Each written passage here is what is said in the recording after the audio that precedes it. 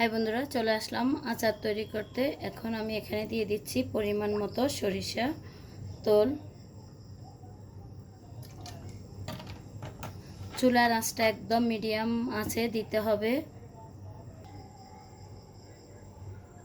দেখো, এর মধ্যে এখন আমি এই মরিচগুলি দিয়ে দিচ্ছি। এর মধ্যে দিয়ে দিব কিছু আদা কুচি,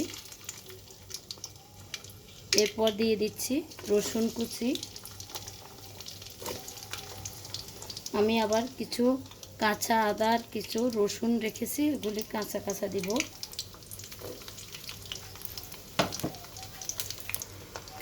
সরিষার তেল এভাবে চুলায় দেওয়ার পর এরকম একটা ফেনা ফেনা ভাব উঠে, এটা কোনো সমস্যা নেই, এটা চলে যাবে। খেয়াল রাখতে হবে যেন মরিচগুলি না পোড়া যায়, এভাবে উঠিয়ে দেখতে হবে।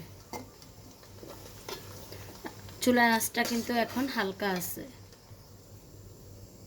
এ দেখো, এগুলো আজকে আমি আচারটা করব গুড় দিয়ে। তো আমি এখানে গুড়টাকে একটু সেঁকে নিয়েছি। এগুলি পুরোটাই সিরকা দিয়ে আমি করেছি। সিরকাটা যদি গুড়টা পরিষ্কার থাকে তাহলে আমার এগুলি গুড় অনেক দিন বাসায় ছিল, সেজন্য আমি সিরকা দিয়ে তারপর গুড়টাকে নরম করে একটু ছাঁকনি দিয়ে সেঁকে নিয়েছি।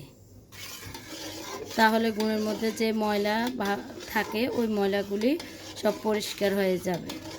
আপনি এখানে গুড় না দিতে চাইলে আপনারা চিনি ব্যবহার করতে পারেন। আজকে আমি গুড় দিয়ে আচারটা তৈরি করব। দেখুন, গুড়টা দেওয়ার সাথে সাথে তেলের উপরে যে পেনা পেনা ভাব ছিল ওটা চলে গেছে। চুলার আঁচটা কিন্তু হালকা রেখেছি।